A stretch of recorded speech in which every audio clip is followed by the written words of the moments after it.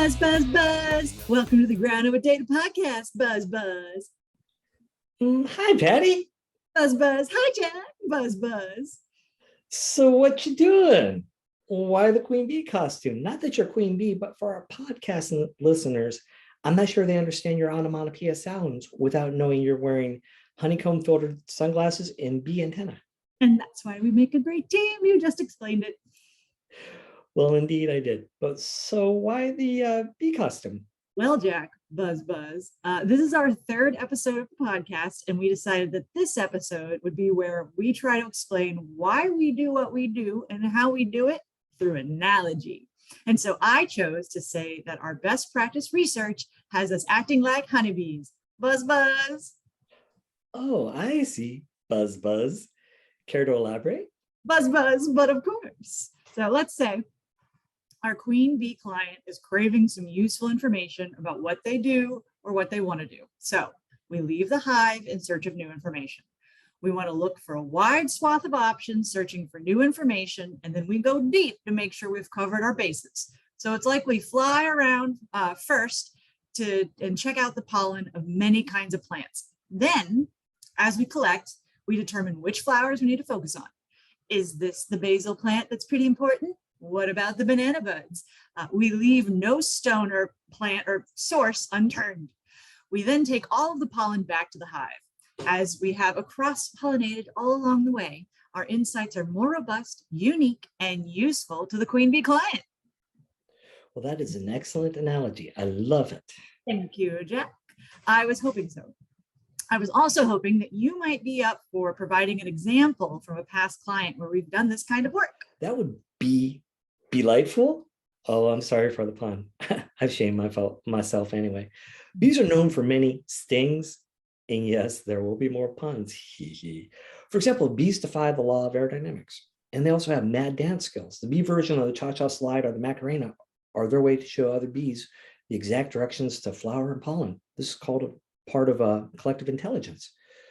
A collective intelligence, or the wisdom of crown, means that the combined insights are generally richer sources of knowledge than any one individual.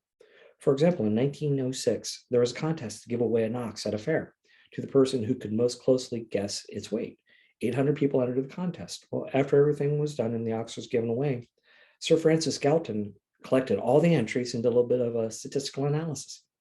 He found when combining the entries, the average was actually within 1 pound of the actual weight of the animal, 1,198 pounds, and actually closer than what the entry who won the animal was in the contest. So bees have used collective intelligence forever. Today, survey research for tracking studies where the goal is to increase customer loyalty through continuous improvement is an example. Like bees, collective insights lead to new flowering opportunities for organizations.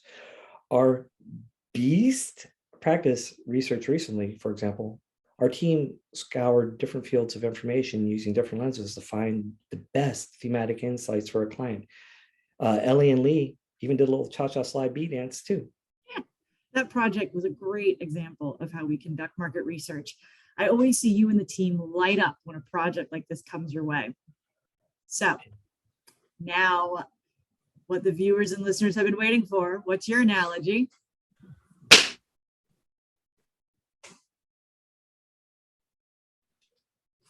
I'm glad you asked, Queen Honeybee. The business.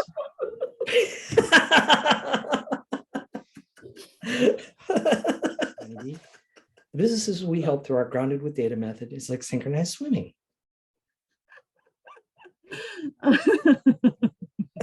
Okay. So for our listeners out there, let me explain the situation. Dr. Jack has stretched a swimmer's cap over his head and is wearing tiny little swimming goggles. Well done, Jack. Well done. So why are the businesses that go through are getting grounded with data method like synchronized swimming? Think of business as a synchronized swimming team. The output is the beautiful dancing and acrobatics that our clients see above the water. Right. And below the water are all the roles, responsibilities, technology, and processes that help make the dancing and acrobatics possible.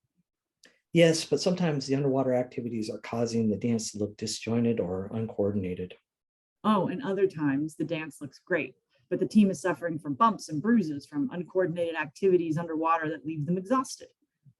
And that's where we come in. First, we help leadership determine what they want the dance to look like from above the water. And then second, we review what they're currently doing underwater to see what improvements or changes could be made to get the team in more sync. So that's why our businesses who go through the getting grounded with data method are like synchronized swimming. I love it. Well, thank you, Patty. Now, if you'll excuse me for a minute, I'll rip off this headgear. It's tight. Yes, and while you're doing that, I'll give my little spiel that I like to say about the getting grounded with data method process. We help small businesses have clarity on their processes so they can stop spinning their wheels, leave money on the table, and focus on other aspects of their business. And because we're helping businesses with improving their priority processes and possibly adding new technology, these activities can qualify them to receive the research and development tax credit. That is so true. We know a guy that is helping businesses figure out what they've done in the past 3 years to qualify. And then a lot of what they do with us during this method will qualify them for the next year. So our work can essentially get covered by getting refunds from the US government. Woohoo! Anyway, our sales pitch for that is definitely done. Yeah, but I also think we've probably run out of time for this episode. So true. But before we go, I just want to make other little plugs, such as like and subscribe, share this podcast with your friends. And we have a new newsletter. You can sign up to stay in the know for all things data science and leadership by visiting our website. See link. Thank you for listening, and we hope you have a great day. Until next time. Bye.